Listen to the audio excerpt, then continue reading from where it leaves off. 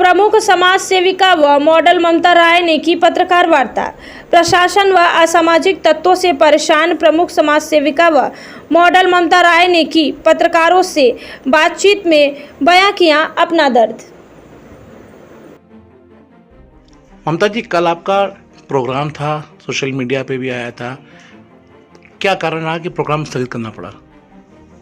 मैं आजमगढ़ से आई तो उसी प्रोग्राम के लिए थी। संस्कार ग्रुप द्वारा डांडिया प्रोग्राम हो रहा था और वो लोग चाहते थे कि मैं एज ए चीफ गेस्ट आऊँ उनके प्रोग्राम में, लेकिन यहाँ आने के बाद मुझे पता चला कि प्रोग्राम कैंसिल हो गया है और कई लोगों की दबिश पड़ी है।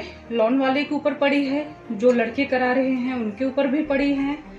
मेरे से जब उनसे बात हुई तो वहाँ पे पता चला कुछ नाम सामने आए हैं। मेरे पास रिकॉर्डिंग भी रखी है मैंने। कुछ नाम सामने इस तरीके से आए हैं कि अगर मैं अभी वायरल कर दूं तो धज्जियां उड़ जाए सबकी, लेकिन मैं अभी रोकी हूं क्योंकि उसका वक्त भी आएगा, वो भी वायरल होगा। और आप कुछ दिन से जो देख रहे हैं काशी को लेकर विवाद, मैं तो अपने काम में बिजी हो गई, अपने कामों में निरंतर बनी रही।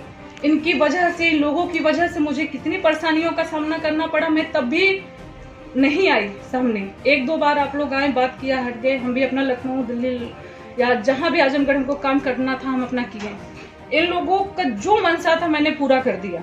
उसके बावजूद भी अभी भी इनके अंदर इतनी दीवानगी है, इतनी पागलपंती है ममता राय को लेके कि बर्दाश्त नहीं हो रहा है। सोते जागते उठते बैठते सिर्फ हाय ममता हो रहा है। तो चर्चा तो मेरी खूब कर रहे हैं और ऐसे ही ये चर्चा मेरी करते रहें, मैं भी यही चाहती हूँ, क्योंकि उन्होंने प्रोग्राम करके ये साबित कर दिया कि वो हार चुके हैं, मुझसे बुरी तरीके से हार गए हैं। मुझे हरा कर कभी जीत भी नहीं पाएंगे।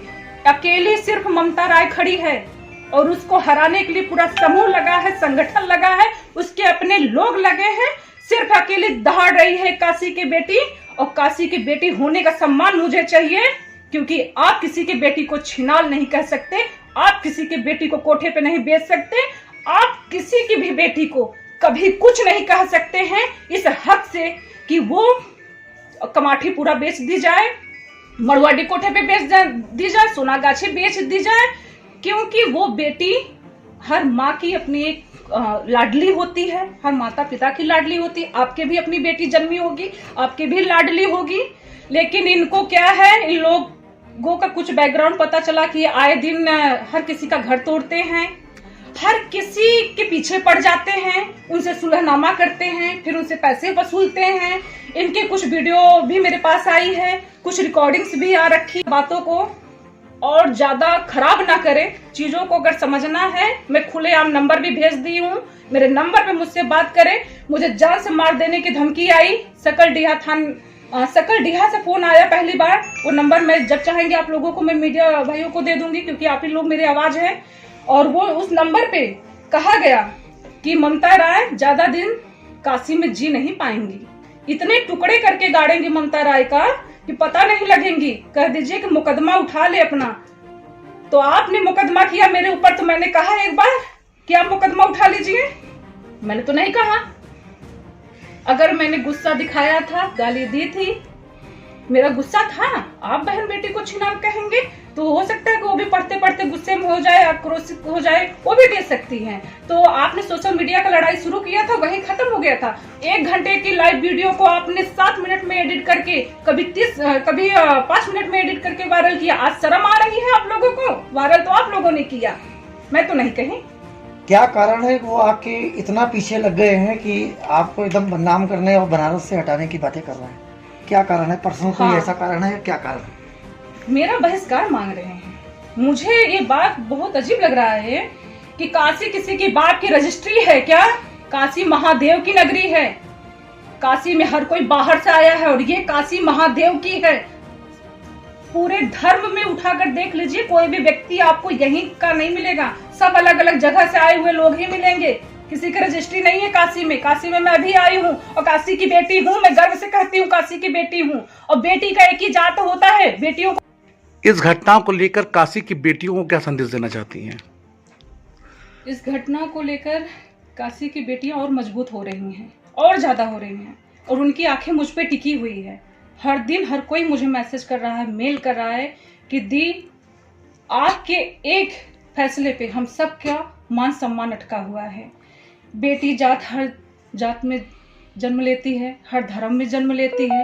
बेटी का कोई एक जात तो होता नहीं है, वो क्षत्रिय में भी जन्म लेती है, भूमियार में भी जन्म लेती है, यादव में भी जन्म लेती है और एक जाति में जन्म ले। बेटी का एक आता है कि उस जात का मान मुझे चाहिए, बेटने का सा मुझे चाहिए। इस तरह दोबारा कोई जन्म राशि में कि बेटी को छिनाल कहा जाए, बेटी को रंडी कहा जाए और बेटी को कोठे पे बेचने की बात कही जाए।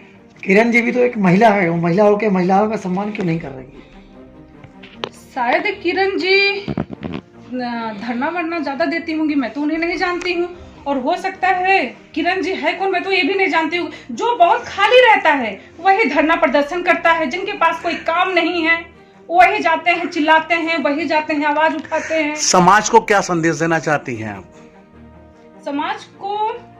समाज के लिए तो मैं खुद ही संदेश बनी हूँ। आप फिर वही बात पूछ रहे हैं। आप देख ही रहे हैं आए दिन का एक एक चीज पोस्ट हो रहा है। ममता राय का बहिष्कार किया जाए, ममता राय को जेल पहुंचाकर छोड़ेंगे, ममता राय की गाड़ी सीज की जाए, ममता राय की ये की जाए, ममता राय को कहीं चीफ गेस्ट न बनाया जाए, ममता राय की मूवी को बहिष्कार कराया जाए। तो ममता राय क्या संदेश दे आप भी बताइए। हम तो खुद ही संदेश बन गए हैं, आए दिन कुछ न कुछ छाप दे रहे हैं वो लोग।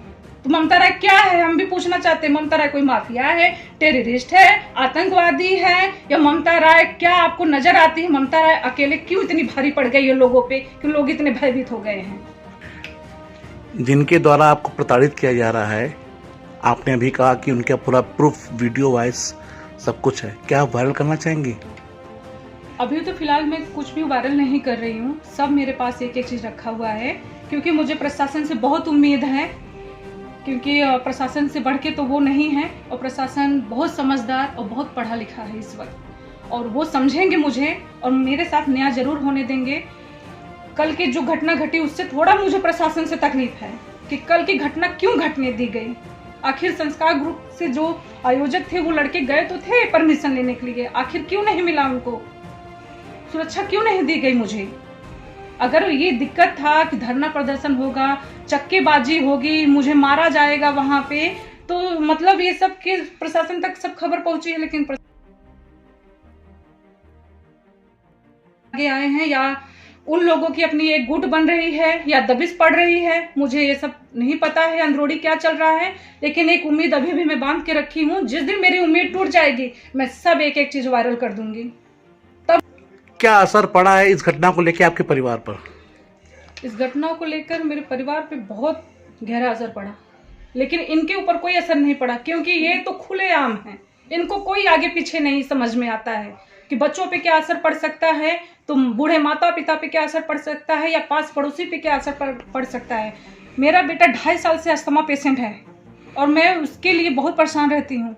वो बोर्डिंग में है इस वक्त और घर पर आ चुका है, और उसके किसी दोस्त ने उसको बताया, क्योंकि दोस्त के माता पिता बता ही देते हैं कि बेटा देखो आपके फ्रेंड की मम्मा के साथ ऐसा हो रहा है, उनके लिए गिरफ्तारी का वारंट मांगा जा रहा है, गिरफ्तार किया जाए, उनके ऊपर मुकदमा हो रखा है, या उनको उनकी पुतले बना के जलाए जा रहे हैं।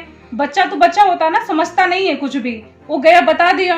और मेरे बेटे को वो अटैक स्कूल में ही आया अस्थमा का, और उसके बाद मुझे स्कूल से फोन आता है कि आपके बेटे को अस्थमा का प्रॉब्लम काफी तेजी से हो चुका है, बढ़ चुका है अस्थमा, आप घर ले जाइए। अभी भी बच्चा मेरा घर में है और मैं इस बात से दुखी हूँ कि काश वो ये चीज समझ सके। इन सब झूठ के बवाने से, को जलील से, चिल्लाने से कितना इंसान का पहुंचा है। अभी जो मुझे कुछ होता है, क्योंकि आए दिन कुछ न कुछ इस तरीके की चीजें पोस्ट हो रही है, लोगों का गुटबंधन बन रहा है, मुझ पे पथरावबाजी करने का ऐलान किया जा रहा है। रामनगर की घटनाओं में जैसे मुझे घेरा गया, मैं काफी भयभीत हुई उस जगह पे। मेरे घर के नीचे तेजाब डालने की धमकी दी गई।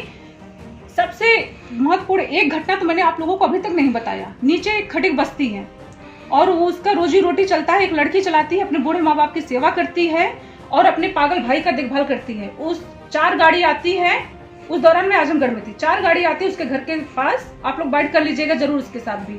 4 गाड़ी आती है और उसका घर तोड़ दिया जाता है। और जब वो बोलती है कि मेरा घर और दुकान क्यों तोड़ रहे हैं, मेरी रोजी रोटी यही है, तो कहा जाता है उससे कि ममता राय तोड़वा रही हैं।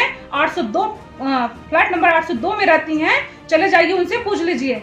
तो ये मेरा नाम इस तरीके से आप लोग उछालेंगे मार्केट में, आप लोग घर तोड़ेंगे किसी गरीब लोगों का, और उन गरीब लोगों के अंदर मेरे प्रति इतना नफरत भरेंगे। अगर मुझे कुछ होता है तो इसकी जिम्मेदारी समाज होगा और प्रशासन होगा, क्योंकि आए दिन इनका मन बढ़ता जा रहा है और ये अब बर्दाश्त से बाहर हो रहा है। मैं जितना चुप होकर अपने काम में ध्यान लगाई हूँ, अपने कामों को कर रही हूँ।